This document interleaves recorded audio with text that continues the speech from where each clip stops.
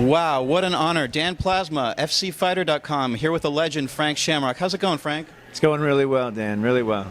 You finally got a babysitter and you got your butt over here. Thanks so much. Yeah, I did. Yeah, it took me a little bit of work, but usually I'm the babysitter these days.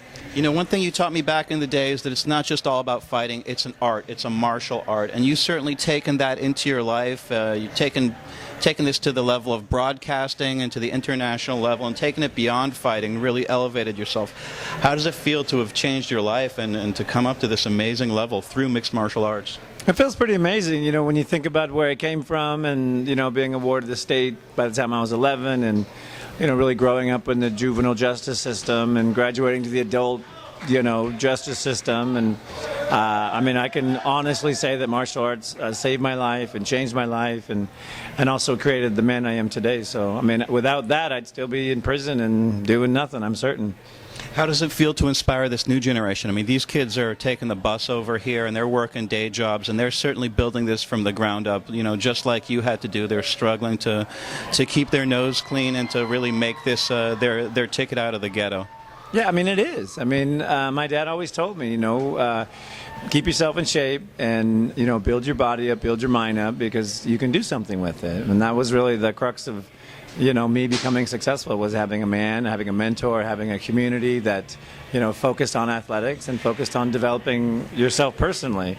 And to see these kids following suit and to see, you know, the opportunity that's been created for them, I mean, it's just fantastic. I mean, I didn't have this. You know, we didn't know what was going to happen, and I always believed in martial arts, and I believed what my dad told me, but you know, the rest of it was blind. I mean, we were just going in the cage and fighting. But to see it on television, to see the growth, to see the opportunities, you know, that's what keeps these youth inspired. And, you know, there is a way out, and it's right here.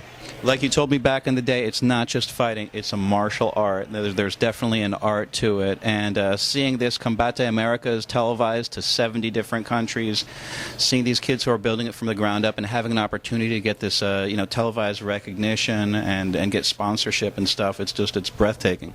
Yeah, it is. And, you know, I've only seen the impact here. I mean, I've seen the impact here, but when you see the impact globally and you see, you know, every country has a martial art for a certain reason.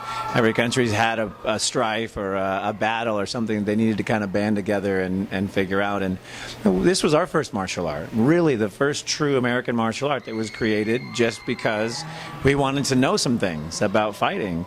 But if you stick with the principles of martial arts, honor, respect, and discipline, and you build yourself up, you can accomplish anything with this sport. And then people are seeing it around the world, and that's the most exciting thing for me is, you know, I've been able, you know, I'm a nerd, but you know, when it came time to perform and it came time to study, I did.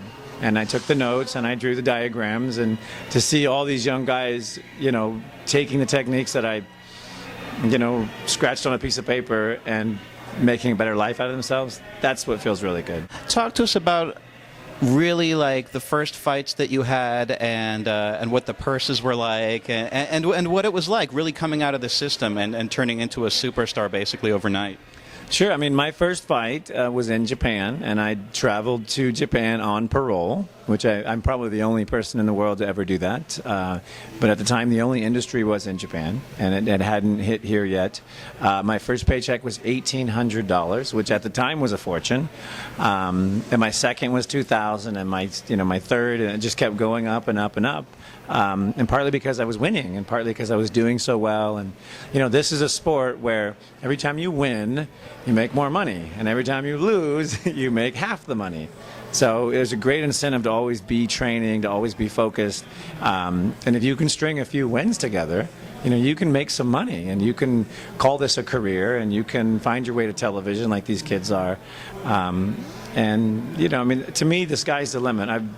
I've done everything I've ever dreamt about in my life, from going to the gym and training and being dedicated and having discipline and having faith. What do you tell the kid who's working at a shoe store now and who's training every day and in jiu-jitsu and kickboxing and has maybe one or two pro fights and who's trying to make it? What do you tell him to stay inspired and to stay focused and stay hungry? Keep training. Keep training, get a good community, get a good coach, you know, care for your body, care for your mind, and care for your spirit. Because when you're done with this, those are the things that will make you successful in whatever you want to do next. And I always thought, this is this was me, but I always thought I would die in a cage. Like, I always gave 1,000%, and me, the rest of the world, wasn't as important.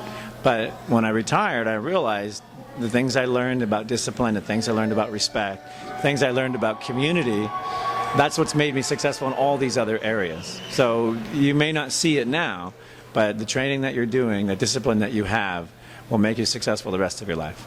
You know, it's really a misunderstood sport. People think that it's thugs and brutality, but the truth is, you know, if you have even a conviction for a street fight these days, these major promotions won't take you. I manage about 15 pro fighters, and some of them, unfortunately, have been in a few altercations or scraps, stuff like that, and the big leagues are just not taking them these days, you know.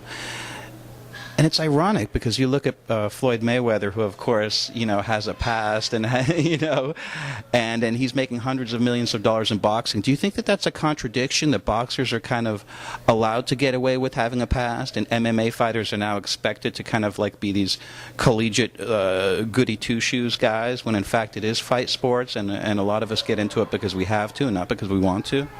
Well, I think a lot of people that get into fight sports have a tendency to want to fight. I mean, it's just, you don't get into fighting unless you have been fighting or want to fight or have the inclination or the intention to fight. So inevitably it's going to spill over. But I don't think there's a double standard for these type of sports. I just think that, you know, this sport is very young and very popular, and it's very in touch with the youth these days. And boxing is not. Boxing is a much older sport. And it's a much more mature sport. So, you know, with social media, with the ability to create a brand. I created a brand, you know, by myself with the emergence of YouTube and the emergence of, you know, social media.